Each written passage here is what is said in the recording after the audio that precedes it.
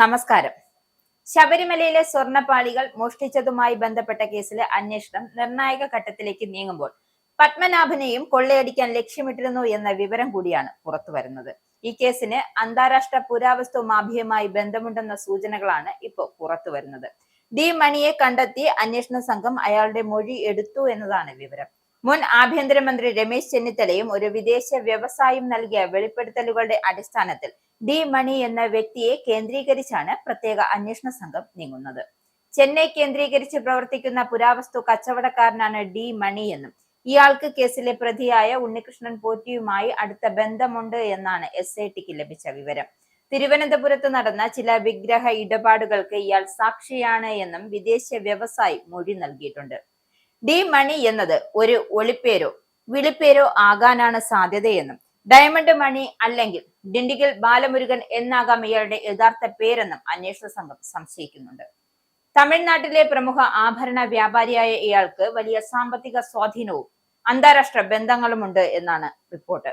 ശബരിമലയിൽ മാത്രമല്ല, തിരുവനന്തപുരം പത്മനാഭസ്വാമി ക്ഷേത്രത്തിലെ അമൂല്യനിധി കൊള്ളയടിക്കുവാനും ഈ അന്താരാഷ്ട്ര സംഘം ലക്ഷ്യമിട്ടിരുന്നതായും ചെന്നിത്തല പറയുന്നു. N. Vasu Devaswom board president ആയിരുന്ന കാലത്ത് പുരാവസ്തുക്കൾ ലേലം ചെയ്യാൻ നടന്ന നീക്കം താൻ പ്രതിപക്ഷ നേതാവായിരിക്കെ ഇടപെട്ട് തടഞ്ഞതാണെന്നും ചെന്നിത്തല അവകാശപ്പെട്ടു. അന്താരാഷ്ട്ര തലത്തിൽ കുപ്രസിദ്ധനായ വിഗ്രഹക്കടത്തുകാരൻ സുഭാഷ് കപൂറിന്റെ ശൃംഖലയ്ക്ക് ഈ സംഭവത്തിൽ പങ്കുണ്ടോ എന്ന കാര്യം അന്വേഷണ പരിധിയിലുണ്ട്. എന്തായാലും ശബരിമല സ്വർണ്ണക്കൊള്ളയിലും അന്താരാഷ്ട്ര വിഗ്രഹക്കടത്തിലും നിർണായക പങ്കുണ്ടെന്ന് സംശയിക്കുന്ന ഡി മണി എന്ന ഡയമണ്ട് മണിയെ പ്രത്യേക അന്വേഷണ സംഘം ചോദ്യം ചെയ്യും. തമിഴ്നാട് ഡിണ്ടിഗൽ സ്വദേശിയായ ബാലമുരുകനാണ് ഡി മണി എന്ന അന്വേഷണ സംഘം സ്ഥിരീകരിച്ചിട്ടുണ്ട്. ഡയമണ്ട് മണി എന്നാണ് ഇയാളുടെ വിളിപ്പേരും. എന്തായാലും ശബരിമലയിൽ നിന്നും പഞ്ചലോഹ വിഗ്രഹങ്ങൾ കടത്തി എന്ന പ്രവാസി വ്യവസായിയുടെ മൊഴിയുടെ അടിസ്ഥാനത്തിലാണ് ഈ നീക്കം വന്നിരിക്കുന്നത്. മഹാരാഷ്ട്ര സംഘവും ഇതിന് പിന്നിലുണ്ട് എന്നാണ് സൂചന. രമേശ് ചെന്നിത്തലയാണ് ഈ വിവരം ആദ്യം പുറത്തുവിട്ടത്. പിന്നീട് വ്യവസായി മൊഴി നൽകി. ശബരിമലയിൽ നിന്നും 4 പഞ്ചലോക വിഗ്രഹങ്ങൾ അന്താരാഷ്ട്ര പുരാവസ്തു മാഫിയയ്ക്ക് വിറ്റതായാണ് വ്യവസായിയുടെ മൊഴി. 2019-20 കാലയളവിൽ നടന്ന ഈ കടത്തിനു പുറമെ തിരുവനന്തപുരം പത്മനാഭസ്വാമി ക്ഷേത്രത്തിലെ വിഗ്രഹങ്ങളും സ്വർണവും ഈ സംഘം ലക്ഷ്യമിട്ടിരുന്നതായി എന്ന ആരോപണം പുറത്തുവരുന്നു.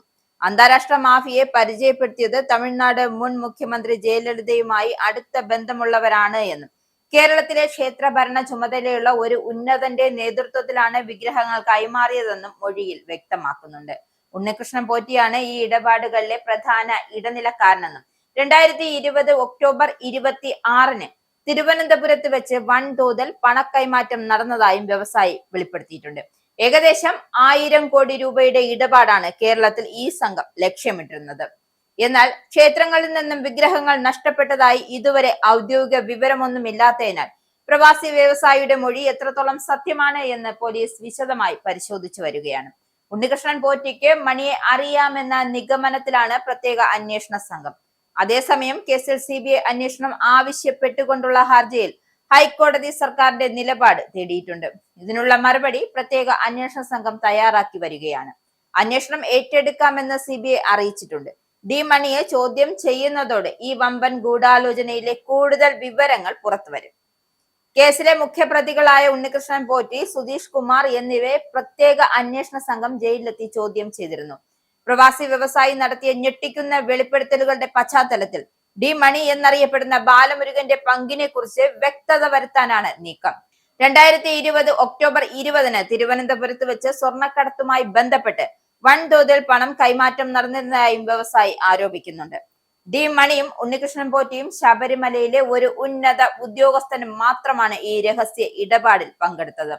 അന്താരാഷ്ട്ര ബന്ധം, അതായത് ഈ കേസുമായുള്ള അന്താരാഷ്ട്ര ബന്ധം എന്ന് വെച്ചാൽ കേസിലെ, അതായത് കേരളത്തിലെ ക്ഷേത്രങ്ങളിൽ നിന്നുമുള്ള വിലപിടിപ്പുള്ള പുരാവസ്തുക്കളും വിഗ്രഹങ്ങളും അന്താരാഷ്ട്ര വിപണിയിൽ എത്തിക്കുന്ന മാഫിയയുടെ കണ്ണിയാണ് ഡി മണി എന്നും പോലീസ് സംശയിക്കുന്നുണ്ട്. ഈ സംഘം മഹാരാഷ്ട്ര കേന്ദ്രീകരിച്ചാണ് പ്രവർത്തിക്കുന്നത്. ശബരിമലയിലെ സ്വർണ്ണക്കൊള്ളയുമായി ബന്ധപ്പെട്ട് ഇതിനകം പുറത്തുവന്ന വിവരങ്ങൾ ശരിവെക്കുന്നതാണോ ജയിലിലെ പ്രതികൾ നൽകിയ മൊഴി എന്നും SIT പരിശോധിച്ചു വരികയാണ്. പണം കൈമാറ്റം നടന്നുവെന്ന് പറയുന്ന സമയത്ത് ഡി മണി തിരുവനന്തപുരത്ത് എത്തിയതിന്റെ തെളിവുകളും പോലീസ് ശേഖരിക്കുന്നുണ്ട്. എന്തായാലും ശബരിമല കേസിൽ നാൾക്കുനാൾ പുതിയ തെളിവുകളും വിവാദങ്ങളും വരികയാണ്. ഇനി എന്തൊക്കെയാവുമെന്ന് നമുക്ക് കാത്തിരുന്ന് തന്നെ കാണാം.